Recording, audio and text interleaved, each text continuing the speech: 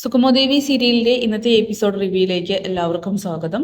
അങ്ങനെ അരുന്ധതിയാണെങ്കിൽ കെവിനോട് പറയുന്നുണ്ട്, നന്ദൻ രക്ഷപ്പെടുമെന്ന് കണ്ടപ്പോൾ നിങ്ങൾ ശരിക്കും എൻ്റെ മോനെ കൊന്നു കളഞ്ഞു. സത്യത്തിൽ അവനെ നിങ്ങളാണ് കരുവാക്കിയിരിക്കുന്നത് എന്നുള്ള സത്യം ആ പൊട്ടൻ അറിയാതെ പോയി. അവൻ എവിടെയാണ് കെവിൻ? എന്നോട് സത്യം പറയണം. എനിക്ക് എൻ്റെ മോനെ വേണം. നിങ്ങൾ അവനെ കൊന്നു കളഞ്ഞോ എന്നൊക്കെ ചോദിക്കുമ്പോൾ ആന്റി എന്തൊക്കെയാ പറയുന്നത്? കെവിൻ, നിർത്തിക്കോ നിന്റെ അഭിനയം. നിങ്ങളുടെയൊക്കെ അഭിനയം എനിക്ക് നന്നായിട്ട് അറിയാമെന്നൊക്കെ പറയുമ്പോൾ, ആന്റി ഞാനും ഇസബലയും ഇതിൽ പ്രതിയല്ല. നന്ദനെയും ഋഷിയെയും ഒരുപോലെ ഞങ്ങളും അന്വേഷിക്കണം എന്നൊക്കെ പറയുമ്പോൾ, തെറ്റ്. നന്ദനെയും ഋഷിയെയും നിങ്ങൾ അപായപ്പെടുത്തിയെന്ന് വേണം പറയാനായിട്ട്. ആന്റി, ഇസബല്ല ഫോൺ വിളിച്ചിട്ട് എടുക്കുന്നില്ല. എന്തായാലും അവൾ നേരിട്ട് വരട്ടെ, ഞാൻ കണ്ട് സംസാരിച്ചിട്ടേ പോകുന്നുള്ളത് പറഞ്ഞുകൊണ്ട് അരുന്ധതിയാണെങ്കിൽ അകത്തേക്ക് കയറി പോവുകയാണ്. ഈ സമയം കെവിനാണെങ്കിൽ വീണ്ടും ഇസബല്ലയെ വിളിക്കുന്നുണ്ട്, പക്ഷേ ഫോൺ എടുക്കുന്നില്ല.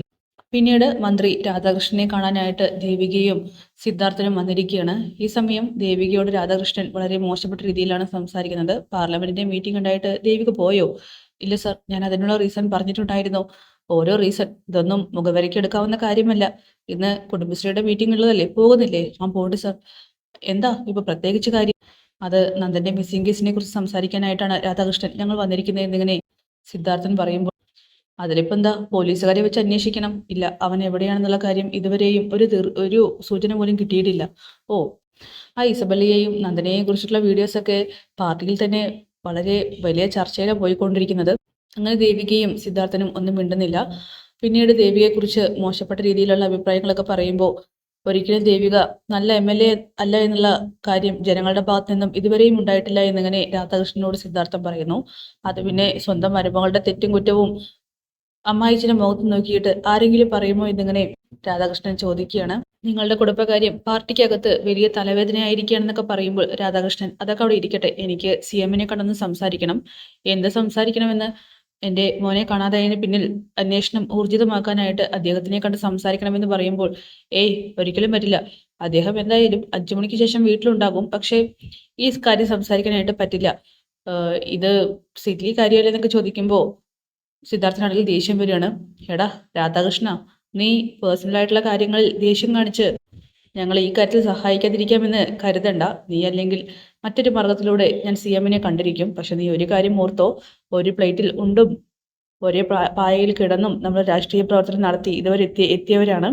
അത് നീ മറക്കണ്ട എന്നൊക്കെ പറഞ്ഞുകൊണ്ട് സിദ്ധാർത്ഥനാണെങ്കിൽ അയാളെ വെല്ലുവിളിച്ച് അവിടെ നിന്നും പോവുകയാണ്. അങ്ങനെ ദേവികയോട് രാധാകൃഷ്ണൻ ചോദിക്കുന്നുണ്ട്, എന്താ അമ്മായിച്ചിനെയും കൊണ്ടുവന്ന് എന്നെ അപമാനിക്കാനാണ് ശ്രമം? ഒരിക്കലല്ല സാർ. എൻ്റെ അമ്മായിച്ചനെ ഒഴിഞ്ഞു തന്ന ഈ കസേരയിലാണ് സാറിപ്പോൾ മന്ത്രിയായിട്ട് വരസിയിരിക്കുന്നത്.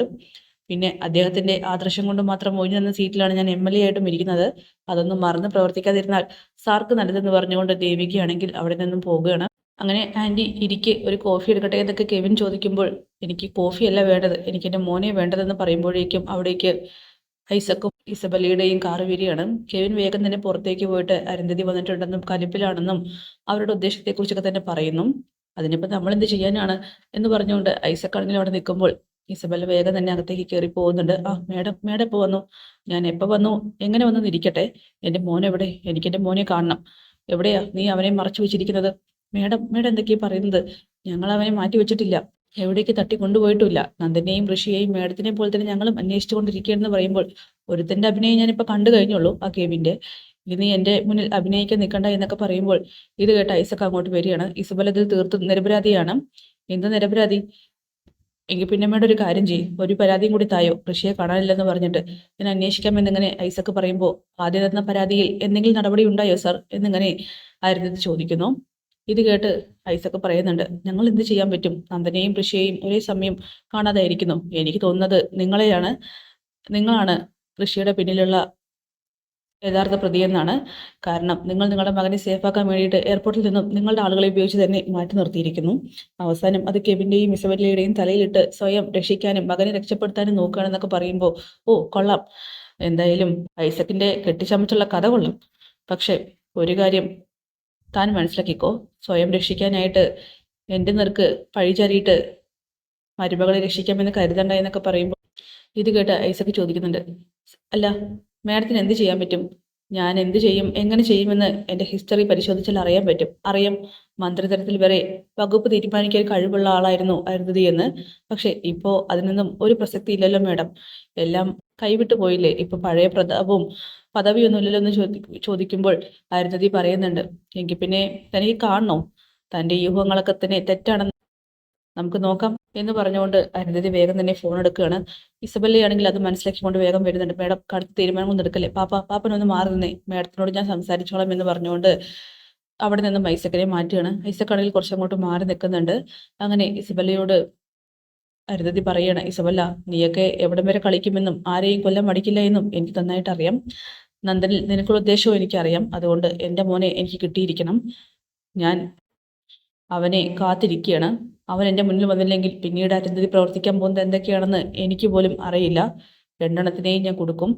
ആദ്യം അറസ്റ്റ് ചെയ്ത് കൊണ്ടുപോകുന്നത് നിന്നെയായിരിക്കുമെന്നൊക്കെ പറഞ്ഞുകൊണ്ട് ഇസബല്ലയെ ഭീഷണിപ്പെടുത്തി അവിടെ നിന്നും പോകുന്നു. അങ്ങനെ ഐസക്ക് പറയുന്നുണ്ട്, ഇത് വലിയൊരു ചുഴലിക്കാറ്റാണ്. ആ ചുഴലിക്കാറ്റിൽ നമ്മളെല്ലാവരും ഉരുണ്ടുകൂടുമെന്നൊക്കെ. ഇത് കേട്ട് ഇസബല്ലയും കെവിനും ആകെ പേടിക്കുന്നു. അങ്ങനെ CM-നെ കാണാൻ പോയിട്ട് പരാജയപ്പെട്ടു വന്നതിൻ്റെ ദേഷ്യത്തിൽ പ്രഭാവതിയാണെങ്കിൽ സിദ്ധാർത്ഥനെയും ദേവികയെയും കളിയാക്കുകയാണ്. മുൻ മന്ത്രിക്കും ഇപ്പോഴത്തെ MLA-ക്കും CM-നെ കാണാൻ പറ്റിയില്ല അല്ലേ? ഇവിടെ നിന്നും ആനയാണ് മല മറയ്ക്കും എന്നൊക്കെ പറഞ്ഞിട്ട് പോയിട്ട് എന്തായി? നിങ്ങൾക്ക് പറ്റാത്ത പലതും ഞാൻ ചെയ്ത് കാണിച്ചു തരാം എന്നൊക്കെ ഇങ്ങനെ പ്രഭാവതി പറയുമ്പോൾ, പ്രഭേ, ആദ്യം നീ ഞങ്ങൾക്കൊരു വലുത, അതിനുശേഷമല്ലേ ബാക്കിയുള്ളവർ. എല്ലാവരും ഞങ്ങളെ കളിയാക്കുന്നു. ശരി തന്നെയാണ്, പക്ഷെ മുഖ്യമന്ത്രിയെ കാണാൻ എനിക്ക് ആരുടെയും ഔദാര്യം വേണ്ട.